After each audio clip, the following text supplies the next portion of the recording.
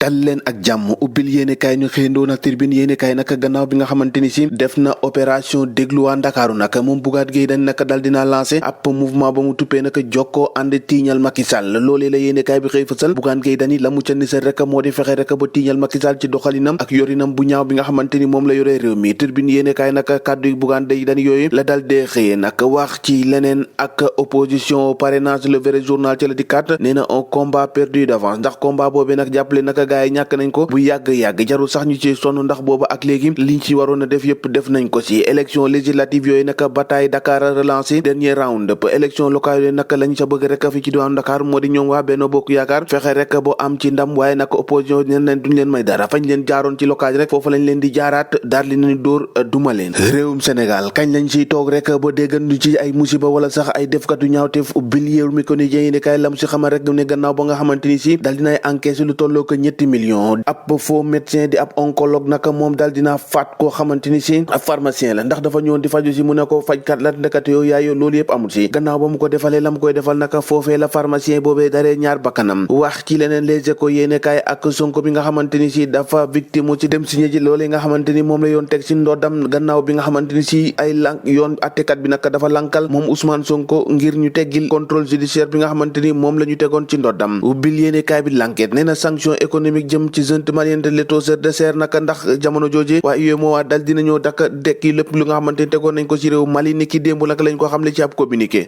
ëpp kat baax na ci laax bu tàng gel avoir du Mali par la CEDEAO l'étau se dessert par la junte naka lañ ko seere woon yëpp mujjee nañ koo desserré yéggal nañu réew Mali ci kuréel googe nga xamante ni moo yor kopparu africain yéggal nañ ko di daa fippum le quotidien yéene kaay dikkaat naka ci reconquête foofee nag ci diwaanu Thiès idi moom zappé na bu baax a baax élément boobe di Yankhoba Diattara ëpp naa def di waaye Walfadjri quotidien la mu xëyee rek mooy diggante Barthélémy Dias ak Ousmane Sonko l'inévitable combat la ko tuddee confrontation naka boobu mool dina am ci ñoom ñaan ñooñee naka yéeni kaay Walfadjri loolu la xëyee wax ci leneen ak tee mooy yéeni kaay mi dem foofee ca diwaanu Casamance ak offensive bu armée Sénégal ci Nord Sindia Salif Sadio nag moom mi jiite nag way fipp yi foofee ca diwaanu Ziguinchor nag waqat la def moom ak soxnaam ci jamono ji naka kenn gisagu ko ndax gannaaw bi nga xamante ne ab offensive éclair la ab armée bu Sénégal dal dee def dal dee démantelé naka lu tolloo ko ay base yu bari jëm ci Salif Sadio naka moom naka gannaaw ci nag ci la dal dee daw dugg foo xamante ni daanaka kenn xamul ko ñu bëri nag jàpp na ci ab souterrain la dugg yéenekaay bi naka di fësal naka nataal yi nga xamante ni si moom la ñu am yàq foo nga xamante ni foofu la dëkkoon moom Salif Sadio Vox Populi di kat ci anniversaire u Macky Sall fukki at ci bopp réew mi naka yéenekaay bi naka jox na ko ab